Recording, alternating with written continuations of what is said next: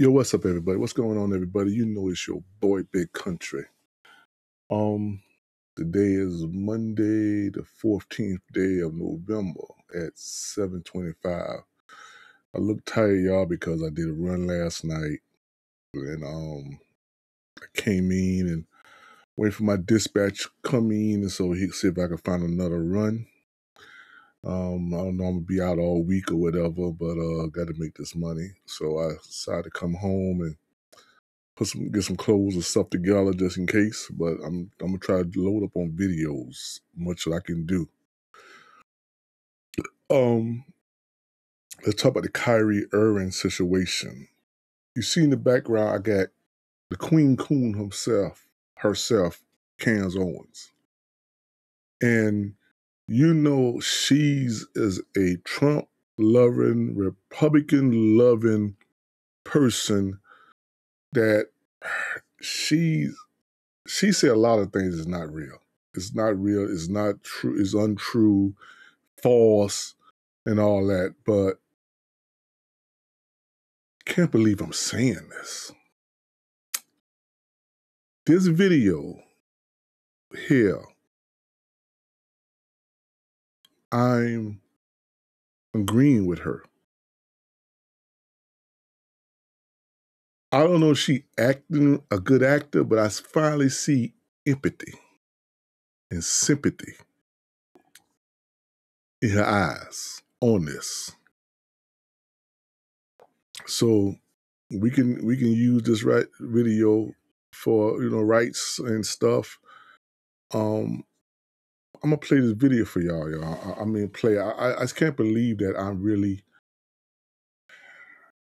agreeing with this woman. I just can't believe it, y'all. Soon I can find my damn mouse. Okay. Can't believe it. I'm gonna play this video for y'all.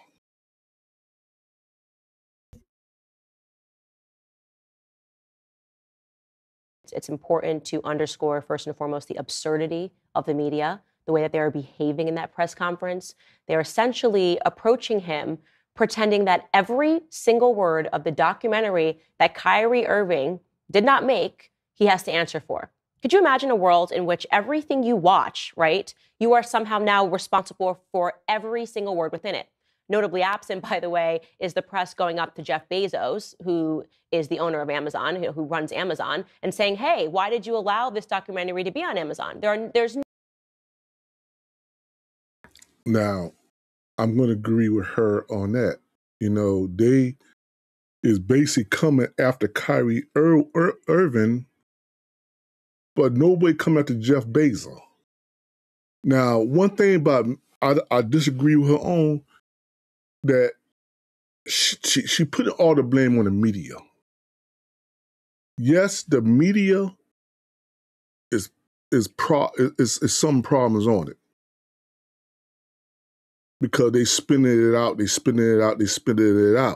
Yes, the media is some part on it, but let's look at the main part. This is white America. This was white America do. That they can attack us, put blackface put blackface on. They could call women nappy-headed hoes. They can do things toward us, and there's no uproar from the media or from white America.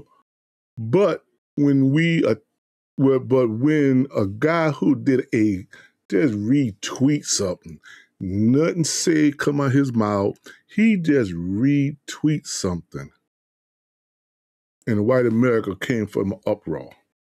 So, that's what I agree with her on. Nobody coming after Jeff Bezos. He's a wealthy white man, Amazon the platform, and nobody say nothing on that. No outcry. There's no everybody delete your Amazon accounts because of this documentary. They are putting this firmly and squarely on Kyrie Irving, which is problematic in the first place. I want to also make it clear that in listening to his words, it is pointedly ridiculous that they would say that he is unfit to be associated with. There was nothing that he said that I would say that he is unfit to be associated with, because he very clearly condemns the falsities in the movie. He says, I do not think this way. He actually calls them falsehoods that are unfortunate, right? He says that that is not what I said. Do not attribute every word in this documentary to what my beliefs are. He also very clearly stipulates to them, when they ask him, are you anti-Semitic? He clarifies that he's not anti-Semitic. Now, why is Kyrie Irving saying that? Why is he saying, I can't be anti-Semitic?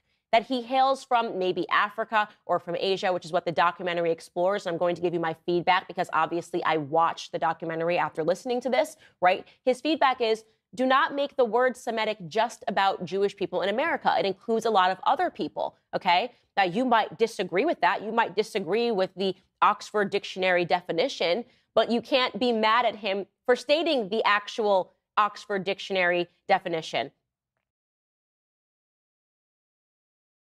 Okay. Like, I definitely agree with her on that. The Oxford Dictionary of that word being anti-Semitic. I'm probably butchering that word. When so many racists is that way toward us, of African Americans, we are discriminated on every day. Soon we walk out the door of our house, of our home. And Kyrie did apologize. He did say that he don't agree on everything on there, but what is the problem was that he apologized when they didn't want him to do it. When they want him to do it, they want him to apologize, but he did it a week later. Okay, whatever. He did it a week later because he didn't apologize when they say to apologize. It's a problem. So all of a sudden now they want to demonize this young man. But once again, Amazon and Jeff Bezos is not being talked about. That's the thing was really getting me so angry, because you're not calling out Jeff Bezos and Amazon that put it on their platform.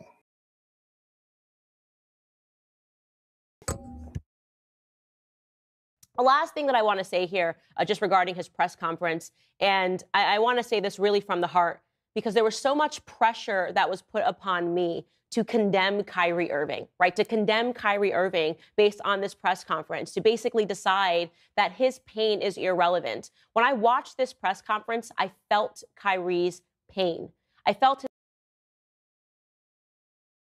Now, that what she said, and I don't know, she's a good, very good actress. I really felt the sympathy for her, the empathy that she had for this young man, because she was saying there was so much pressure for so many sides to go at him, to down him, to do the Candace Owens, which Candace Owens always do. But she said she's not going to do it because she want to look at the press conference. And she had feelings. When I look at that press conference, I had feelings too, because the simple thing is, I'm going to blame the media on this. When he was saying he's not racist or not anti-Semitic,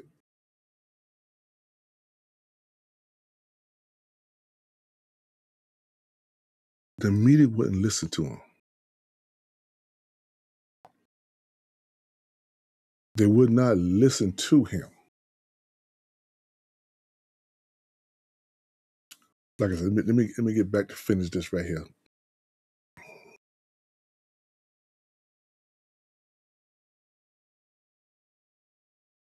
His pain, and I will say this emotionally and not rationally, as a Black person, People don't often think about how bizarre it is that we don't know where we come from, right? We don't know. If you ask the majority of white people, they'll say, oh, my family's from Scotland. My husband's family can go back so many generations, and talk about where they're from in England. And when you talk to most people, they have this sort of cultural understanding of their history.